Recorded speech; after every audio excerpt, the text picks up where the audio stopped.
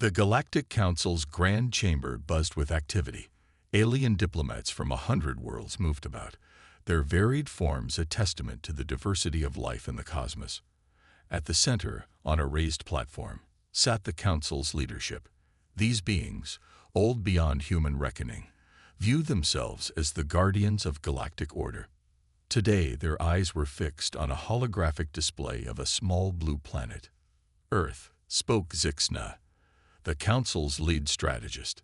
His voice, translated by advanced technology, echoed through the chamber. A primitive world, barely able to reach its own moon. They call themselves humans. Murmurs rippled through the crowd. Some laughed, others shook their head equivalents in disbelief.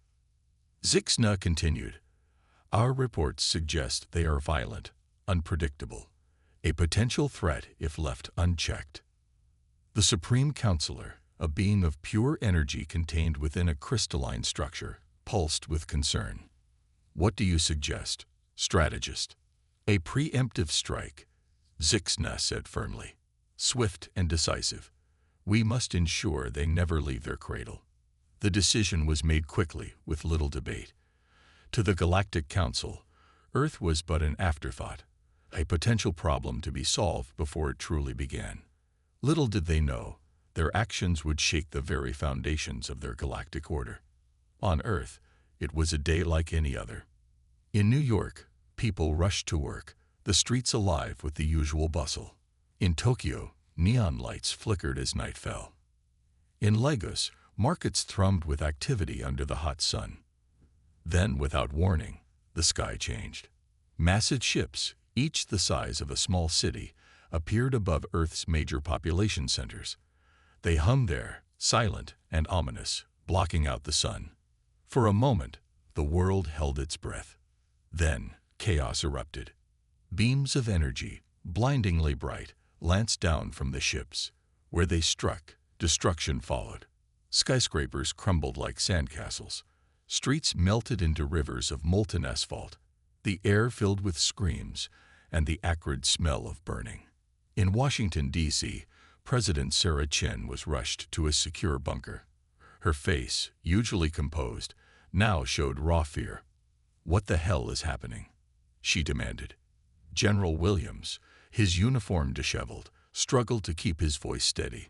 "Madam President, we're under attack. Alien attack." The words hung in the air, impossible yet undeniable. "Our military response?" Chen asked, her mind racing. Williams shook his head. "Ineffective. Our missiles, they just bounce off their shields." "Where?" He didn't need to finish. They were helpless. Across the globe, similar scenes played out. In Moscow, the Kremlin smoldered. In Beijing, the Great Wall crumbled under alien fire.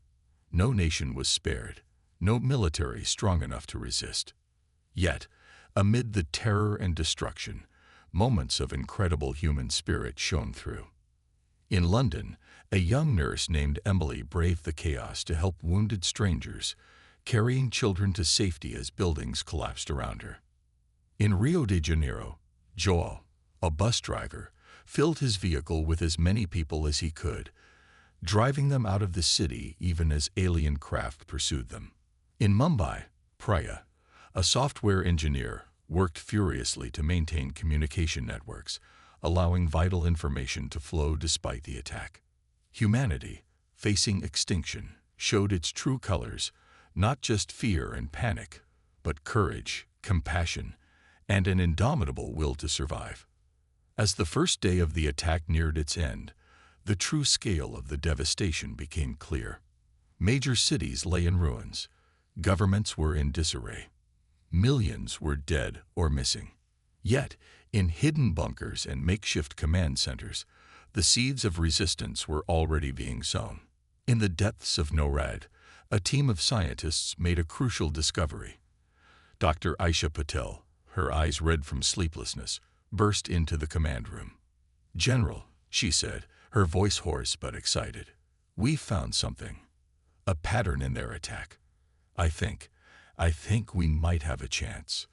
In Europe, NATO leaders, those who had survived, held an emergency virtual conference.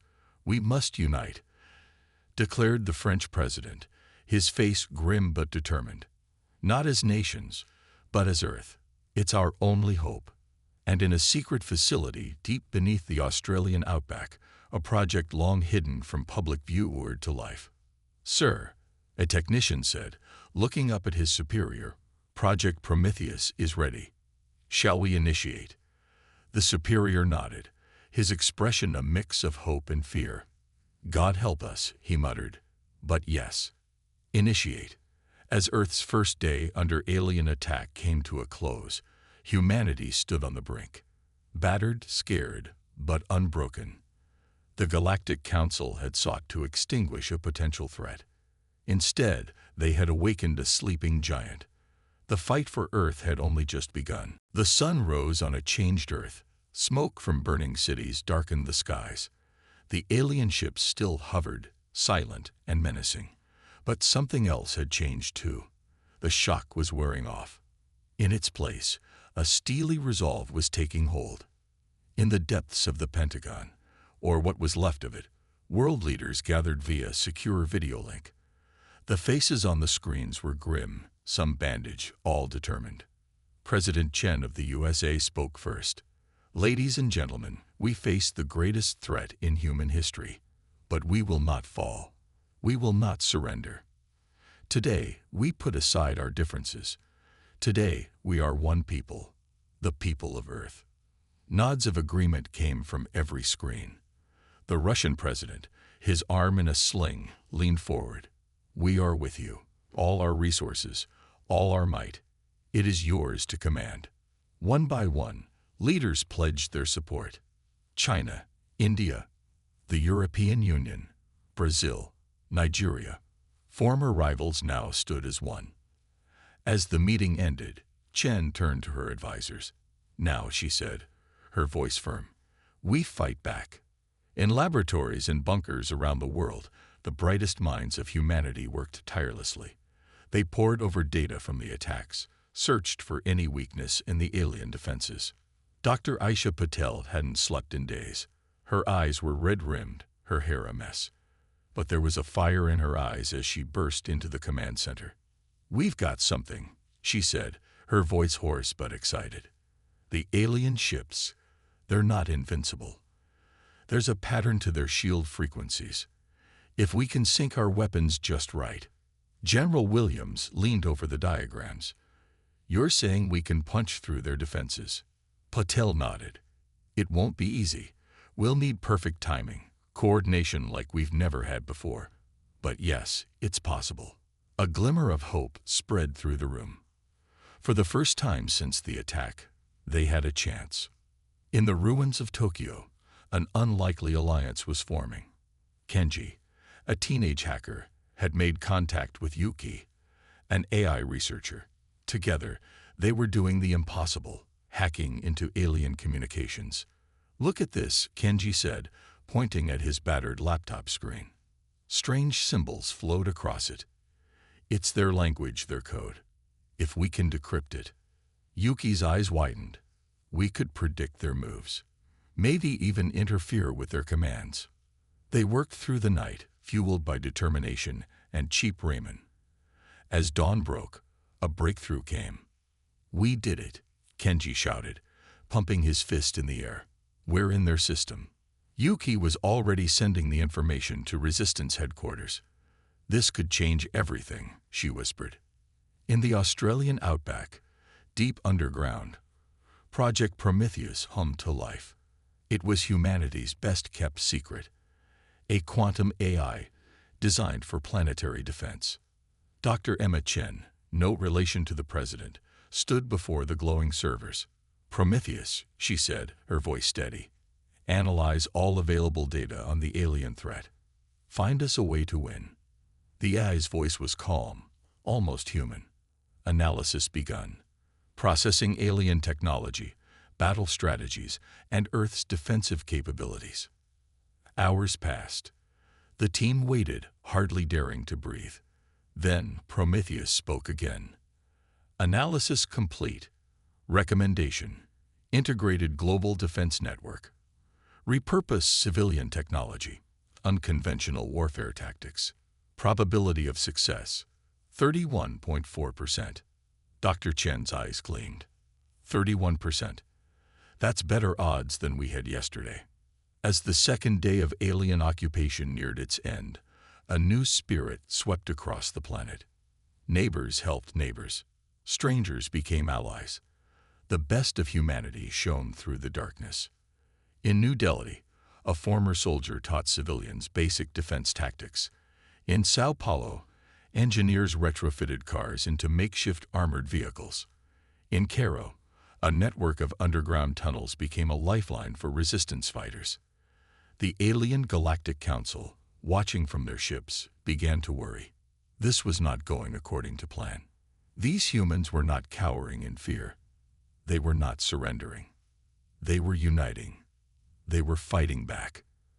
In a secret bunker, President Chen received reports from around the world. Each one brought a small spark of hope. Alien communications hacked in Tokyo. A weakness found in their shields. A quantum eye offering a path to victory. She stood, addressing her team, and through them, all of humanity. We have been bloodied, but we are not beaten. We have lost much, but not our spirit. The enemy thought to break us.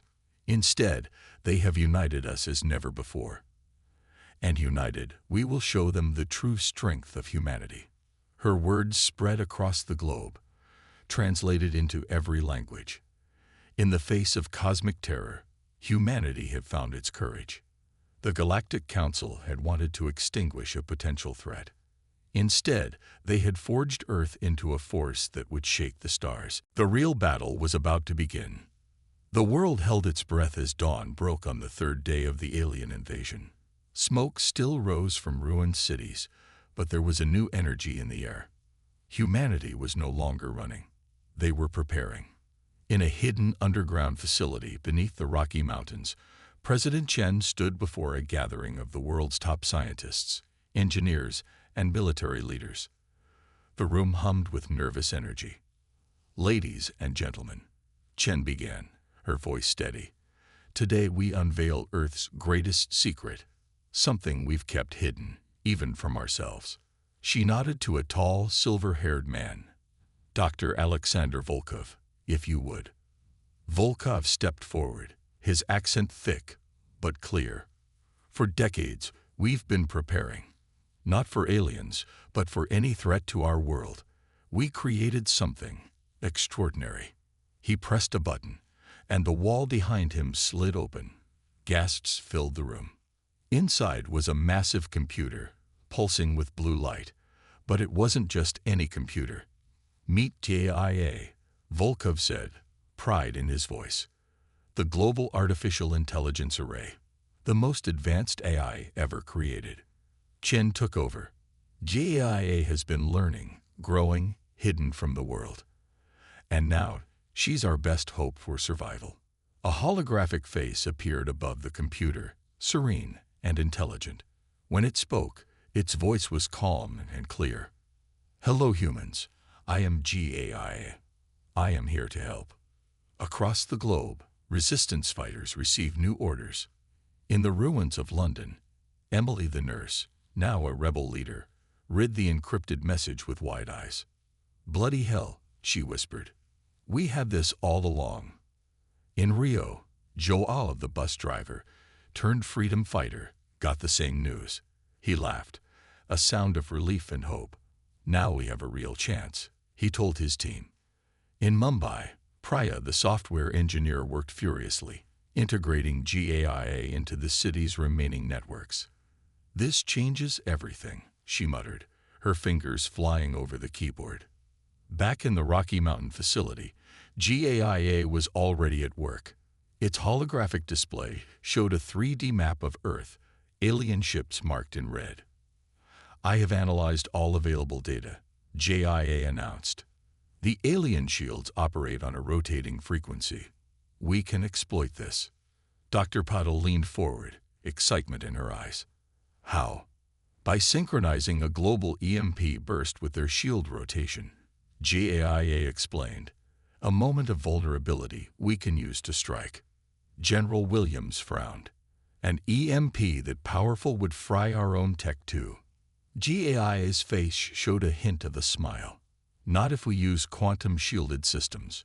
The plans are already being sent to manufacturing centers worldwide. President Chen nodded, impressed. How long to prepare? 72 hours, JIA replied. But we must act covertly.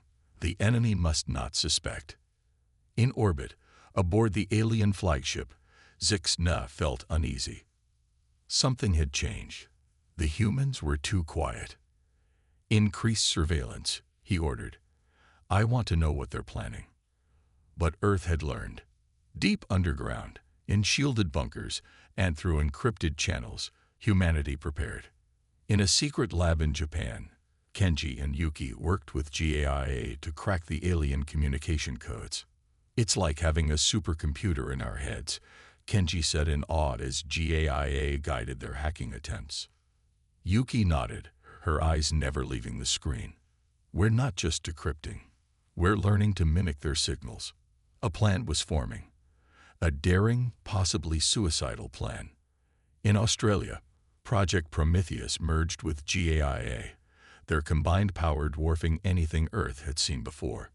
Dr. Emma Chen watched in amazement as the two AIs worked in perfect harmony. They're rewriting our defense algorithms in real time, she said, adapting faster than the aliens can react. As the 72-hour mark approached, Earth hummed with hidden activity. In factories, new weapons were built. In labs, scientists made final adjustments. In military bases, soldiers prepared for the fight of their lives. President Chen addressed the world one last time before the attack. Her face, broadcast on every working screen, showed determination and hope. People of Earth, the hour is upon us. We have suffered, we have lost, but we have not been broken. Today we fight back.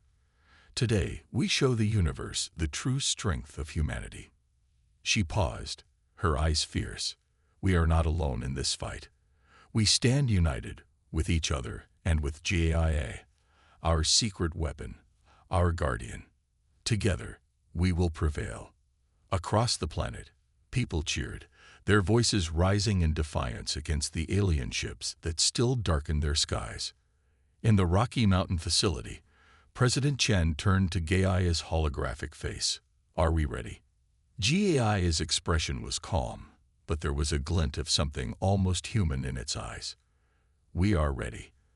Operation Thunderbolt commences in T-minus 10 minutes. The countdown began. Humanity held its breath. The battle for Earth was about to begin in earnest. The world held its breath as Operation Thunderbolt began.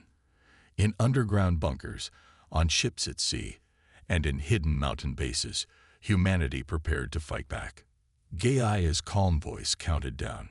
5, 4, 3, 2, 1. Initiate. Across the globe, hidden transmitters roared to life. They sent out a carefully crafted pulse, designed by GAIA to match the alien shield's frequency. For a moment, nothing seemed to happen. Then, the impossible occurred. The alien ships flickered. Their seemingly impenetrable shields wavered, like a mirage in the desert. General Williams, watching from the Rocky Mountain base, leaned forward.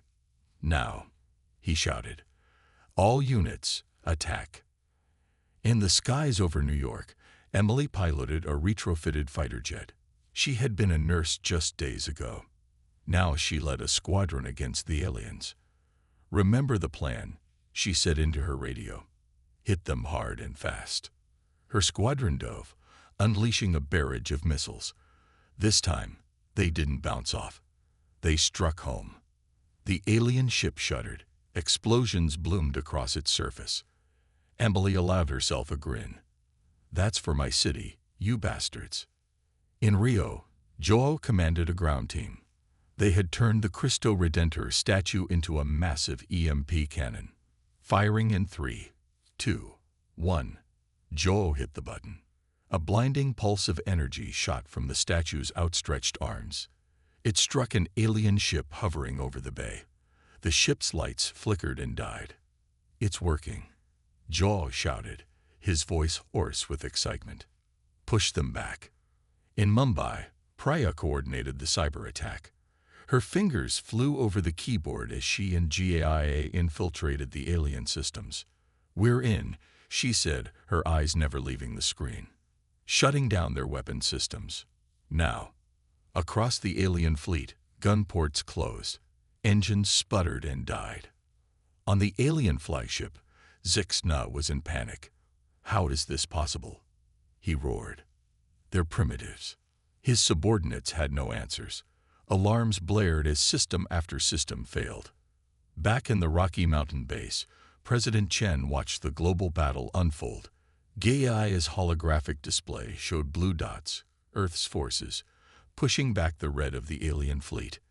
"It's working," Chen breathed. "We're actually doing it." Dr. Volkov nodded, his eyes shining. "GAIA has exceeded all our expectations. She's coordinating our global defense better than any human could." GAIA's serene face appeared. "The aliens are in disarray.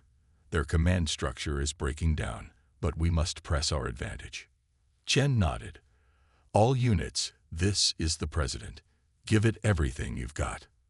Around the world, humanity fought with a ferocity that shocked the alien invaders.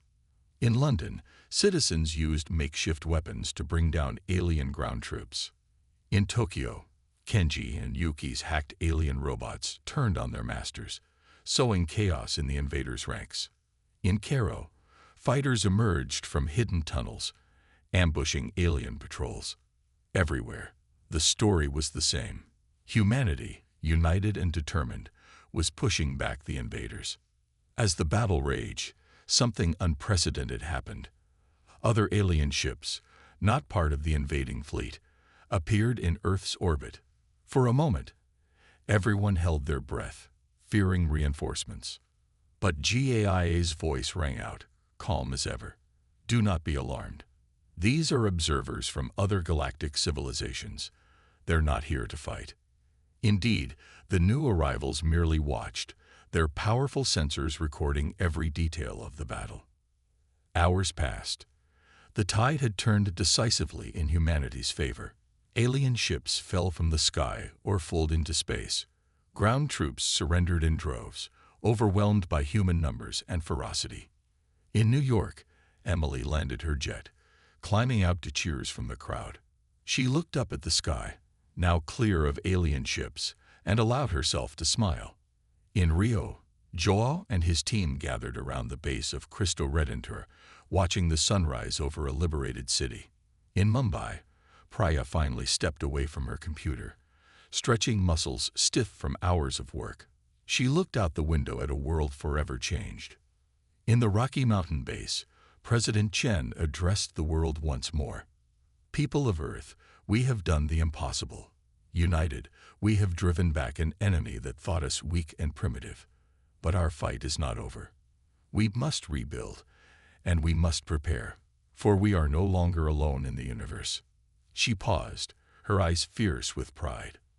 "Let the galaxy know, humanity will not go quietly. We have earned our place among the stars."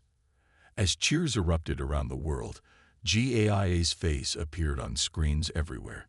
The A's expression was as calm as ever, but there was a new warmth in its eyes. "Well done, humanity," GAIA said. "The galaxy will never be the same." The battle was won, but humanity's journey to the stars was just beginning. The days following humanity's victory were filled with both celebration and intense activity. The alien threat had been repelled, but Earth's leaders knew this was just the beginning. In a sprawling facility in the Mojave Desert, engineers and scientists swarmed over captured alien ships. Dr. Aisha Patel, now heading Earth's reverse engineering efforts, stood before a massive engine. "It's incredible," she muttered, running her hand along the smooth, otherworldly metal. "Their technology is centuries ahead of ours, but we're catching up fast." Behind her, GAIA's holographic form appeared. "The principles are not as alien as they appear, Dr. Patel. With my assistance, I estimate we can have a working prototype in 3 months. Patil grinned. 3 months to go from atmospheric flight to interstellar travel. We're making history here, GAIA. In orbit, the construction of Earth's first space fleet was underway. Massive stations, cobbled together from satellite parts and alien tech, served as impromptu shipyards.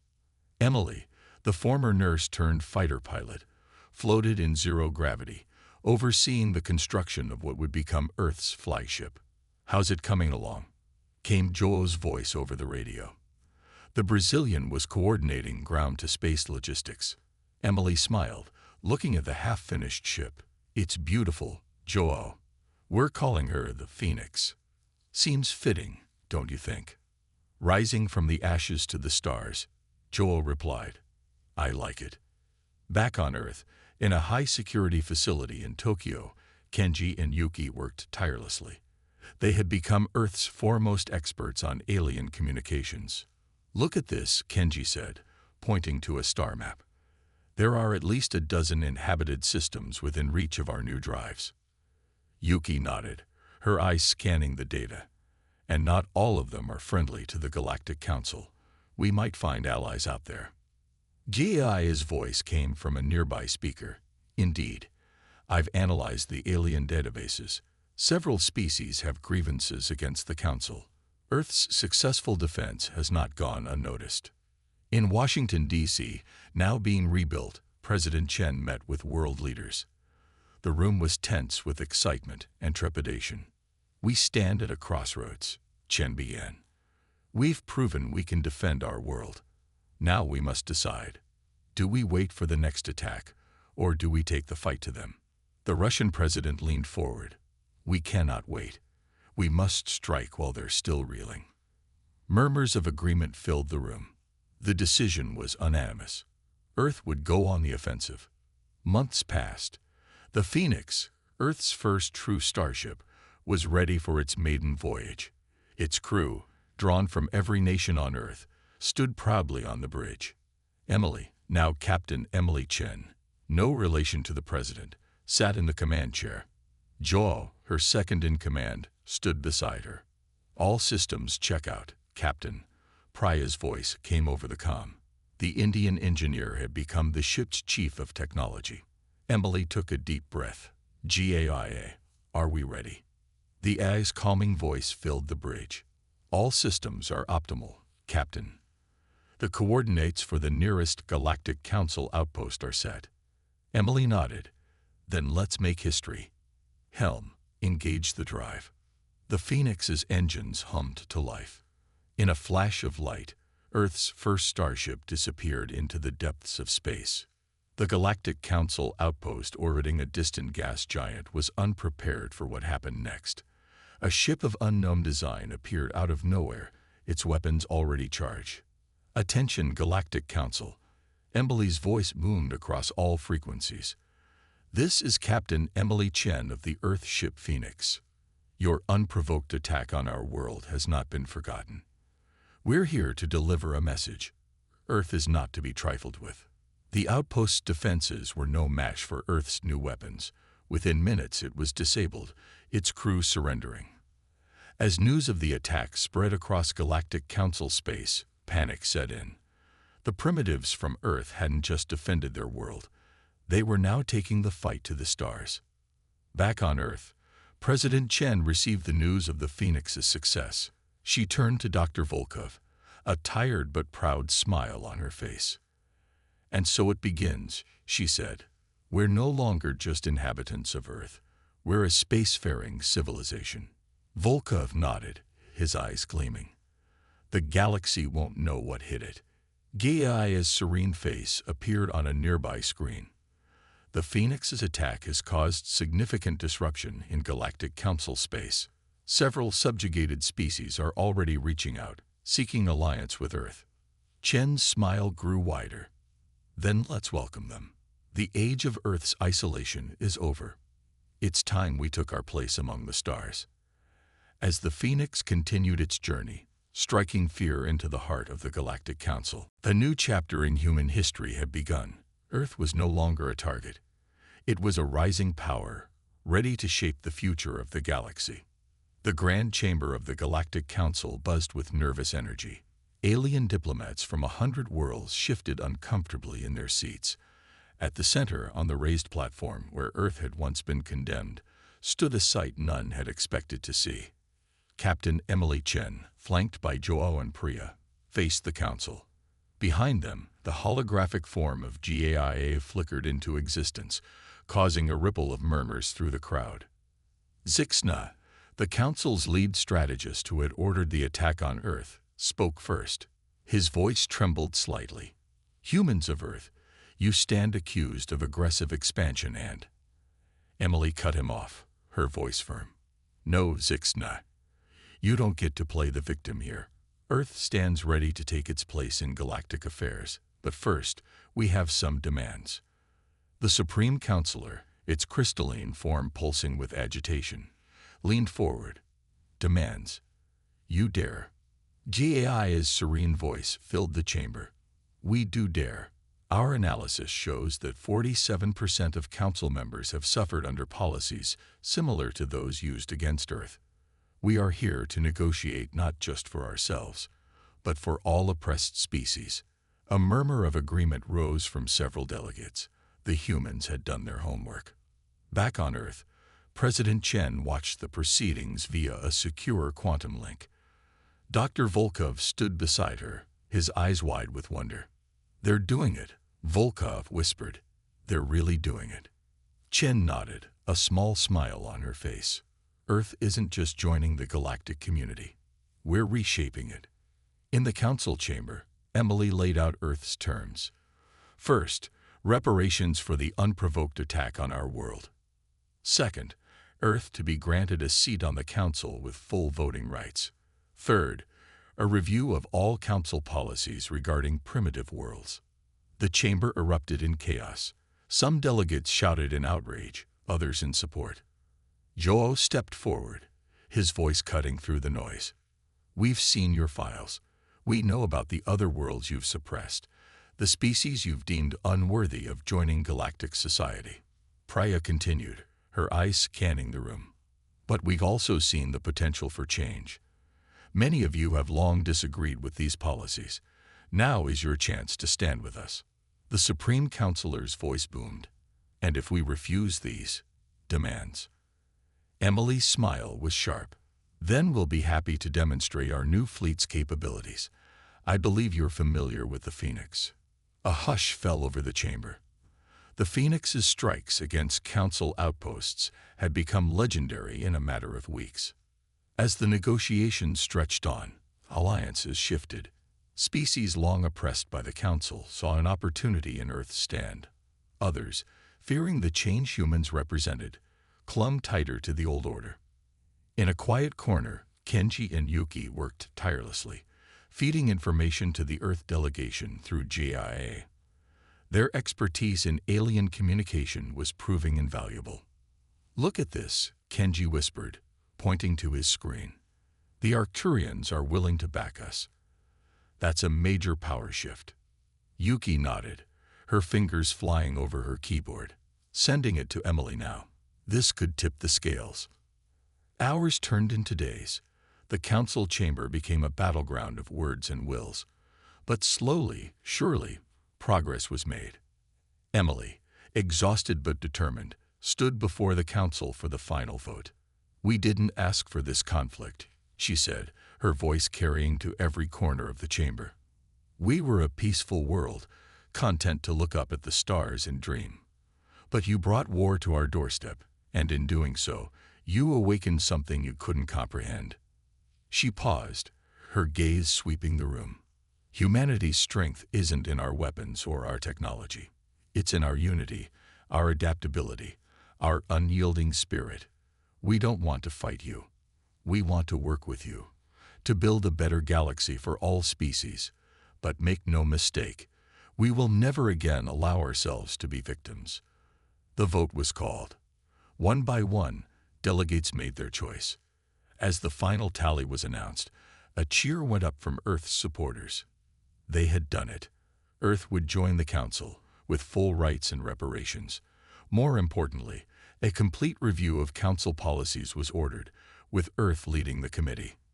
The Supreme Counselor, its crystalline form dimmed with what might have been resignation, spoke. "Welcome, Earth, to the galactic community. May your unique perspective bring positive change." Emily nodded, a tired smile on her face. "Thank you. We look forward to working with all of you for a better future." As the Earth delegation prepared to leave, Zixna approached Emily. "I may have underestimated your species," he said quietly. Emily's smile was both fierce and kind. "That seems to be a common mistake. Let's make sure it doesn't happen again, shall we?" As they left the chamber, Earth's representatives knew this was just the beginning. They had won their place among the stars. Now, the real work of reshaping the galaxy could begin. 5 years had passed since Earth joined the Galactic Council. The planet that was once considered a primitive backwater had become a beacon of hope and change across the galaxy. In New York, now a sprawling spaceport, Captain Emily Chen stood atop the newly constructed Terran embassy. Ships of various alien designs flew overhead, a testament to Earth's new place in the galactic community. "Quite a few, isn't it?" Joe said, joining her on the observation deck. Emily nodded, a smile on her face. "Sometimes I still can't believe how far we've come." Their communicators beeped simultaneously. GAI's holographic form appeared before them. "The ceremony is about to begin. Your presence is requested in the main hall." The Terran embassy's main hall was packed with delegates from across the galaxy. At the center stood President Chen, older now but still radiating strength and determination.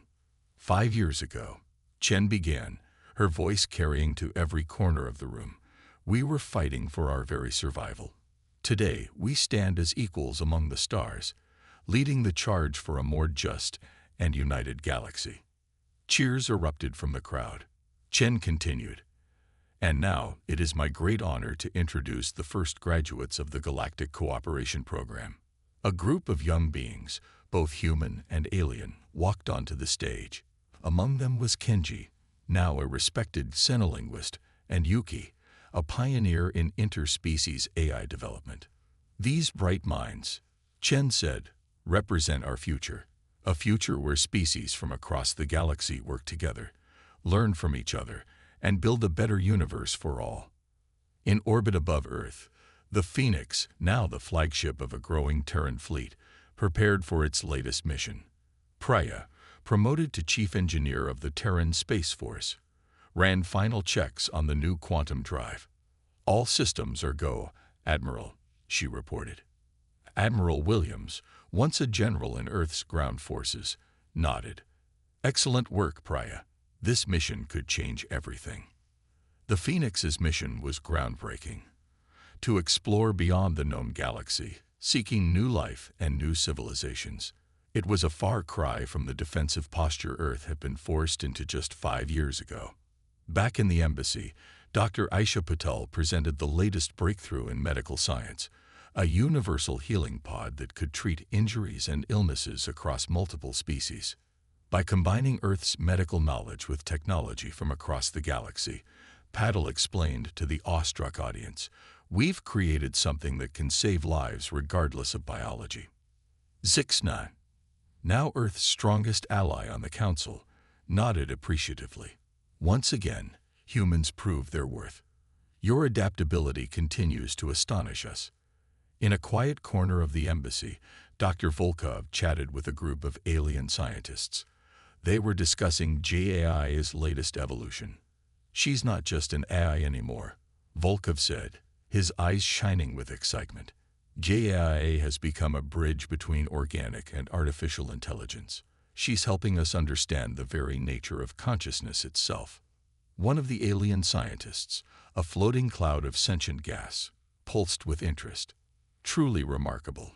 Earth's contributions to science in the past 5 years have surpassed millennia of Council research." As the ceremony concluded, Emily found herself on the embassy's balcony, looking out over the city she had once fought to defend. Joe joined her, handing her a drink. "Penny for your thoughts, Captain," he asked. Emily smiled. "Just thinking about how far we've come. From fighting for survival to leading galactic peace efforts. It's been quite a journey." Joel nodded. "And it's only the beginning. The Phoenix leaves tomorrow for uncharted space. New adventures await." Their conversation was interrupted by Gaia's appearance. "Apologies for the interruption, but we're receiving a transmission. It appears to be from outside our galaxy." Emily and Joel exchanged shocked looks. "Unknown aliens?" Emily asked. Gaia's expression was as serene as ever. "Unknown to the Council, yes, but they claim to have been watching us. They say they're impressed by Earth's rise and wish to establish contact." A moment of silence fell between them as the implications sank in. Then, Emily straightened her uniform, a determined glint in her eye. "Well then," she said, a smile tugging at her lips, "I guess humanity's next chapter is about to begin. Shall we go say hello to our new neighbors?" As they headed back inside to inform the others, the sun set on Earth, casting a golden glow over the planet. In just 5 short years, humanity had gone from an isolated world to a major galactic power. They had faced extinction and emerged stronger. They had reshaped galactic politics and pushed the boundaries of science. And now, as new horizons beckoned, one thing was clear: humanity's adventure among the stars was just beginning. The galaxy, no, the universe, would never be the same again.